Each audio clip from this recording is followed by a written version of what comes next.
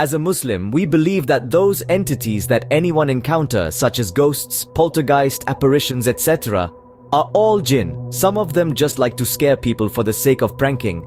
Others are absolutely evil and might literally harm you, like scratching or even worse. With that said, a long time ago, I was staying at a relative's house. He was my uncle, he had a wife and 2 kids, they had a decent house, nothing big. Now keep in mind that the apartment is on the ground floor and you might hear kids playing or yelling outside, and they keep the window open quite often. Anyway, I was alone there. They had gone out to the mall with my mother.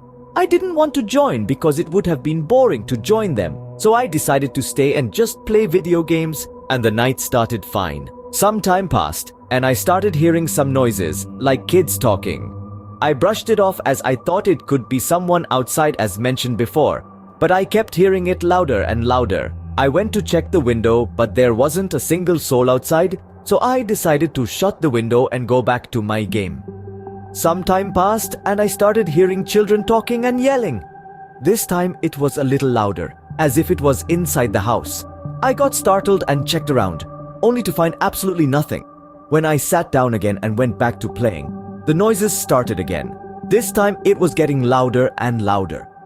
I had a headset back then and put it on. It was connected to the monitor so I could hear the game. The noises became so loud that even with the headset on, I could hear it. And mind you, I was terrified. And just like that, the noises stopped all of a sudden, and I felt someone was pulling the back of my shirt up. I jumped like I've never jumped before and just ran out of the house. From that day, I never went back to that house again. And when I opened the door, I found my father outside of the house, about to ring the door. He looked at my face and asked, "What's wrong?" I told him the story, but he didn't believe me. However, he told me not to bring that up to my relatives, so I wouldn't be disrespectful. When I seen my mother, I told her the story. By the loom on her face, I could tell she believed every word I said. Because later I forged out that my relative used to do seances in his house. And even his wife and children used to experience stuff too. Needless to say, that was one of the most terrifying experiences I ever had in my life. And since then, I tried my best to never get scared of encounters like that again.